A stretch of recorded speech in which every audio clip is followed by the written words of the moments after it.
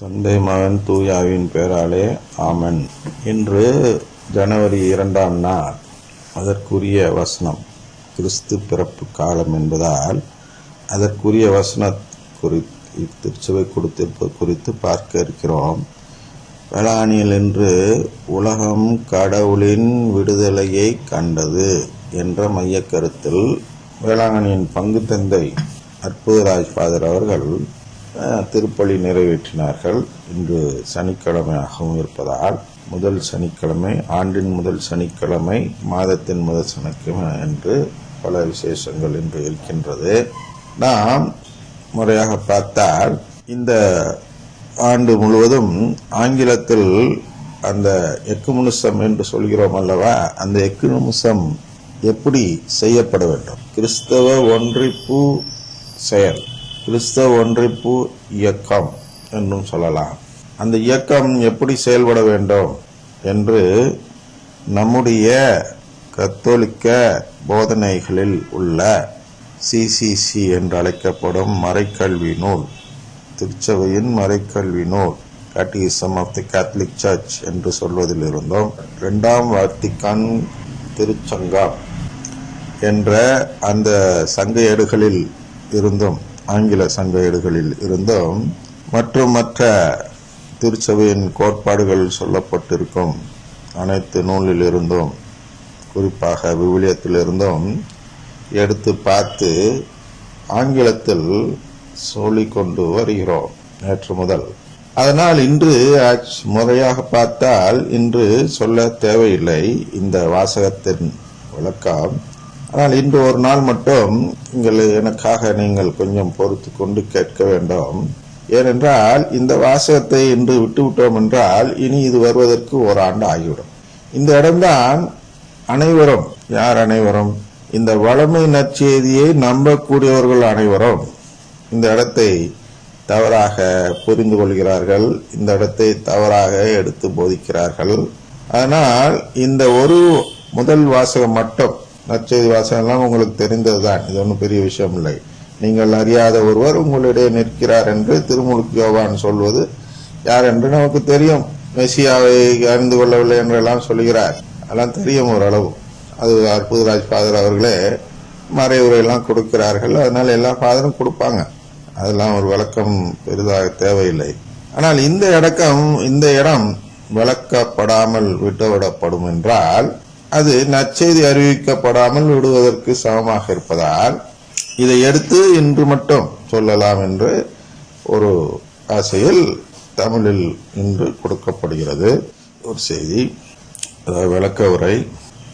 எனவே இந்த முதல் வாசகம் மட்டும் பார்ப்போம்.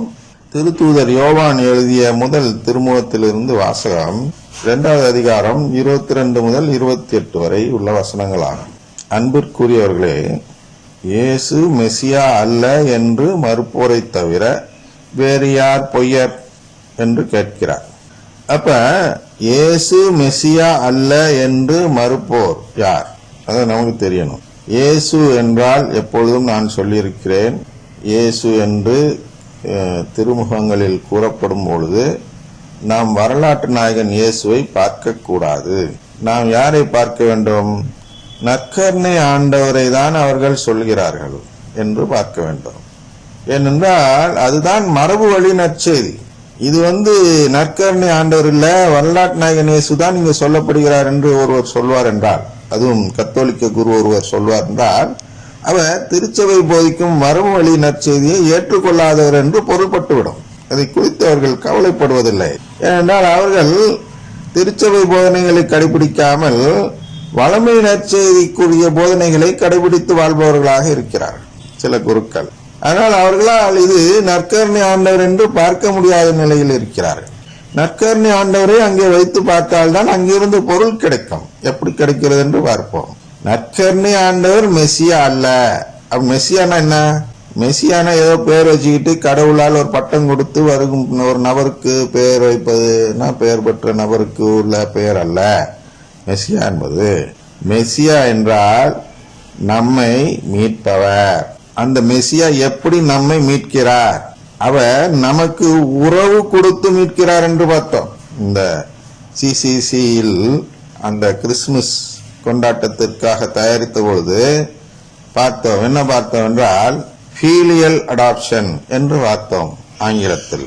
இதுதான் நாம் சொல்கிறோம் உறவு என்று. உறவு என்றால் தமிழ்ல 1000 உறவு இருக்கு. நட்புறவு இருக்கு, நல்லுறவு இருக்கு, அந்த உறவு இருக்கு, இந்த உறவு இருக்குன்னு 1008 உறவு இருக்கு. ஆனால் வெறும் உறவு என்று சொன்னதும் மக்களுக்கு புரிய மாட்டேங்குது. ஏதோ கடவுளுக்கும் மனிதனுக்கும் இடையே உள்ள உறவை குறித்து சொல்கிறோம் என்று நினைத்துக் கொள்கிறார்கள். இது மனிதனுக்கும் கடவுளுக்கும் இடையே உள்ள உறவை குறித்தது அல்ல. இந்த மெசியா கொடுக்கும் உறவு, மெசியா கொடுக்கும் உறவு என்பது அவருடைய குடும்பத்தில் மனிதரை சேர்க்கும் உறவு. மற்ற மதத்தை சேர்ந்தவர்களுக்கும் கடவுளின் உறவு உண்டு. அது என்ன உறவு என்றால் அந்த கடவுளுக்கும் பக்தர்களுக்கும் உள்ள உறவு, நட்புறவு போன்று அது பக்தியின் உறவு என்று சொல்லலாம். அதற்கு இன்னும் அவர்கள் பெயர் வைக்கவில்லை. அதனால் நாம் அதற்கு விளக்கம் தர வேண்டியிருக்கிறது.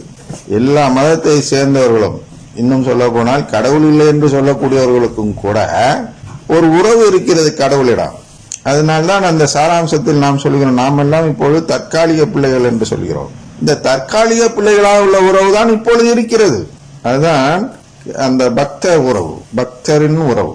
ஒரு பக்தருக்கு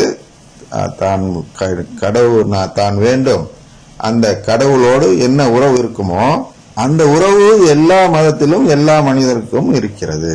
ஏதோ பெயரை மாற்றி விட்டதால் உறவு இல்லை என்று கிடையாது. ஆனால் அந்த உறவை கொடுப்பவர் மெசியா அல்ல, அந்த உறவை கொடுப்பவர் கடவுள். இங்கே மெசியா என்றால் என்ன, அதான் நாம் தெரிந்து கொள்ள வேண்டும்.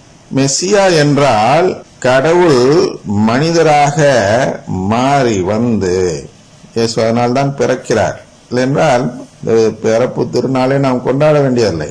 அந்த அவர் பிறக்கின்றார், ஒரு கடவுள் மனிதனாக பிறக்கின்றார். கடவுள் அவதாரமாக பிறக்கவில்லை. அவதாரமாக பிறப்பது என்பது வேறு. அங்கே கடவுள் மனிதனாக வாழ வேண்டும் என்ற கட்டாயமோ சூழலோ எதிர்பார்ப்போ கிடையாது. அவர் கடவுளாக தான் பிறக்கிறார், கடவுளாக வாழ்கிறார், கடவுளாக உதவி செய்கிறார். அதுக்கப்புறம் கடவுளாக மேல போயிடுறார். முக்காவாசி அவர்கள் இறந்து போவதில்லை, அவர்கள் உயிருடனே மீண்டும் மேலே சென்று விடுவார்கள். இறப்பு இல்லை அவதாரங்களுக்கு, அவதாரங்களுக்கு இறப்பு இல்லை. ஆனால் இந்த மெசியாவுக்கு இறப்பு உண்டு. ஏன் என்றால் அவர் மனிதனாக பிறந்து நமக்கு உறவு தர வந்தவர். உறவு தரும் பாலம்தான் மெசியா. இதெல்லாம் ஏற்கனவே பார்த்து விட்டோம். ஆனால் இந்த இடத்தில் பொருத்தி பார்த்து நாம் புரிந்து கொண்டால்தான் ஒரு நிறைவு நிலையை அடைகிறோம். என்ன அந்த நிறைவு நிலை என்றால் மீண்டும் இன்னொருவருக்கு நற்செய்தி அறிவிக்கும் தகுதி பெறும் நிலையை அடைகிறோம். எனவே மெசியா என்றால் யார் என்றால் ஒரு மனிதர். அவர் கடவுளாகவும் இருக்க வேண்டும், மனிதனாகவும் இருக்க வேண்டும். எனவே அந்த ஒரு நபர் மூலம் நாம் அந்த நபரிடம் நாம் ஒரு உறவு பெற்றுவிட்டால், ஒரு சகோதர சகோதரிகள் என்ற உறவை பெற்றுவிட்டால், உடன் பங்காளிகள் என்று சொல்லப்படுகிறது. ஏன் சகோதர சகோதரிகள் என்று சொல்லப்படவில்லை என்றால் அவர் வெறும் சகோதர சகோதரிகளின் உறவை மட்டும் கொடுக்கவில்லை இயேசு. பிறகு எதை கொடுக்கிறார்? தன்னுடைய வல்லமையையும் பகிர்ந்து கொள்கிறார். Share in is blessed life அப்படின்னு சொல்லி CCC 1 கூறப்படுகிறது. அவருடைய அந்த புனிதத்தன்மை வாய்ந்த அந்த பேறுபற்ற ஒரு வாழ்வில் நமக்கு ஒரு பங்களிக்கிறார். அதனால்தான் நம்ம எல்லாம் பங்காளிகள் என்று அழைக்கிறார். வெறும் சகோதர சகோதரிகள் அல்ல. இது மற்ற சபையை சேர்ந்தவர்களுடைய நம்பிக்கை. நாம் நம்புவது என்ன, அது தெளிவாக கொள்ள வேண்டும். சகோதர சகோதரிகள் மட்டுமல்ல, உடன் பங்காளிகளாகவும் இருக்கிறோம் இயேசுவிடம். அது தர நாம் உண்மையிலேயே அவ்வாறு பங்காளிகளாக மாற வேண்டும் என்றால் நமக்கு ஒரு மனிதர் வேண்டும். அந்த மனிதர் கடவுளாகவும் இருக்க வேண்டும். அந்த மனிதர் சும்மா சரி அப்படின்னு எல்லாருக்கும் கொடுக்க முடியாது. அதனால அவர் என்ன பண்றார்? அதற்காக ஒரு உடன்படிக்கையை ஏற்பாடு செய்கிறார். அந்த உடன்படிக்கையை ஏற்பாடு செய்து அந்த உடன்படிக்கை யாரெல்லாம் செய்து கொள்கிறார்களோ அவர்களெல்லாம் தன்னுடைய பங்காளிகளாக மாறுவார்கள் என்ற செய்தியை மரபு வழியில் விட்டு செல்கிறார். எனவே இந்த உடன் பங்காளிகளாக இருப்பவர்கள் அந்த இயேசுவின் சகோதரர்களாக இருப்பவர்கள், இயேசுவின் குடும்பத்தில் உறவு பெறக்கூடியவர்கள் யார் என்றால், இந்த நற்கருணை ஆண்டவரை நம்பி அவரோடு உடன்படிக்கை செய்து கொள்கிறவர்கள் ஆவார்கள். எனவே இந்த உடன்படிக்கை என்பது என்ன, அது எப்படி செய்வது என்று பார்க்கும் பொழுது அதில் ஒரு சிக்கல் வருகிறது. என்ன சிக்கல் வருகிறது என்றால், இந்த உலகத்தில் நமக்கு கிடைக்கக்கூடிய சாதாரண காகிதங்களில் நாம் எப்பொழுதும் உடன்படிக்கை எழுதுவது வழக்கம். உடன்படிக்கை என்றால் ஒரு காகிதத்திலோ ஒரு பட்டயத்திலோ செப்பு பட்டயத்திலோ கல்வெட்டிலோ அதுக்கான வசனங்களை எழுதி அதன் கீழ் முத்திரையோ கையெழுத்தோ இடப்பட்டிருந்தால்தான் அது உடன்படிக்கை என்று நாம் ஏற்றுக்கொள்கிறோம். இந்த காகிதமோ பட்டயமோ கருங்கல் போன்ற இல்லாட்டி செவுறு கட்டடம் ஏதோ ஒண்ணு, இதெல்லாம் மன்னகத்தில் யார் வேண்டுமானாலும் செய்து கொள்ளலாம். அது விண்ணகத்திலிருந்து செய்யப்பட்ட ஒரு ஒப்பந்தமாக அல்லது ஒரு உடன்படிக்கையாக இருக்காது என்பதால் நமக்கு விண்ணகத்திலிருந்து இறங்கி வந்த ஒரு பொருள் தேவைப்பட்டது. அந்த விண்ணகத்திலிருந்து இறங்கி வந்த பொருள் தான் அந்த உடன்படிக்கையின் வெளியடையாளமாக இருக்க வேண்டும் என்று கடவுள் யோசித்ததால் இந்த தன்னுடைய மகனையே, கடவுளாகவும் மனிதனாகவும் இருக்கக்கூடிய தன்னுடைய மகனையே என்ன செய்கிறார் என்றால் உடன்படிக்கையின் அடையாளமாக மாற்றுகிறார். இவரை தான் நற்கருணை ஆண்டவர் என்று நாம் அழைக்கிறோம். இவரை தான் மரபு வழி நற்செய்தியில் மறை உண்மையை மறைத்து எழுதும் பொழுது மெஸ்ஸியா என்றும் இயேசு என்றும் வெவ்வேறு பெயர்கள் கொடுத்து அழைக்கிறார்களே தவிர, நம்முடைய நற்செய்தி நூல்களிலோ திருவிவிலியத்திலோ நேரடியாக வரலாற்று நாயன் இயேசுவை குறித்து பேச வேண்டிய தேவையே இல்லை. எங்கே பேசப்பட்டாலும் இந்த இயேசு, எந்த இயேசு நமக்கு இந்த உறவை பெற்று தருவாரோ அந்த இயேசுவை தான் இயேசு என்று அழைக்கிறார்கள், மெஸ்ஸியா என்றெல்லாம் அழைக்கிறார்கள் என்பதை நாம் புரிந்து கொள்ள வேண்டும் முதலில்.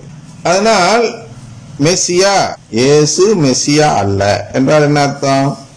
நற்கருணை ஆண்டவர் நம்மை மீட்க போவதில்லை என்று மறுப்போரை தவிர. பாருங்க, எங்க திருப்பி ஓடியாந்துரும், அருங்கொடை இயக்கத்தினர் இதை நம்புவதில்லை.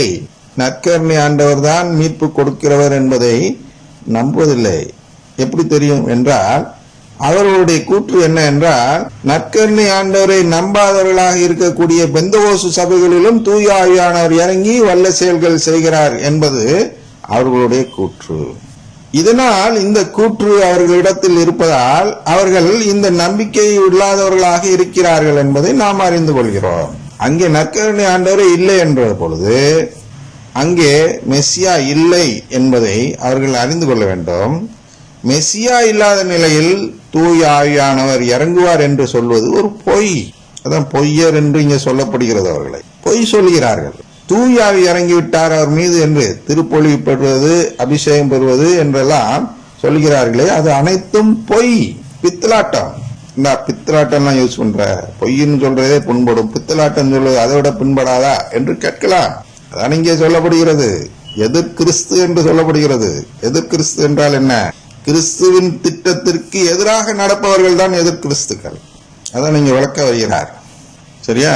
அதனால் அதை பார்க்க இருக்கிறோம். மெஸ்ஸியா இயேசு மெஸ்ஸியா அல்ல என்று மறுப்போரை தவிர வேறு யார் பொய்யர் கேட்கிறார் அல்லவா? பொய்யர் பொய் சொல்கிறார்கள். என்ன பொய் சொல்கிறார்கள்? நற்கருணை ஆண்டவர் மீட்புக்கு தேவையில்லை. நற்கருணை ஆண்டவர் கடவுள்தான், அவர் கடவுளுக்குரிய மரியாதையை கொடுக்க வேண்டும். ஆனால் இதை நம்பினால்தான் மோட்சத்துக்கு போக வேண்டும் என்ற தேவை இங்கு இல்லை, இந்த நம்பிக்கை தேவையில்லை என்று கூறுவதுதான் அந்த அருங்கொடை இயக்கத்தினர். இந்த நம்பிக்கையை தான் நம்மிடையே விதைத்துக் கொண்டிருக்கிறார்கள். நான் அதுல சிறிது காலம் இருந்தேன், அதனால தான் சொல்லுகிறேன். நான் ஏதோ அதுல மேல வெறுப்புல சொல்லல. நானும் இப்படி காணாமல் போனவன் தான். ஏறக்குறைய 1981 நினைக்கிறேன். தேதி வேண்டுமானால் கூட அந்த விவிலியத்தில் குறித்திருப்பேன். அந்த தேதி என்று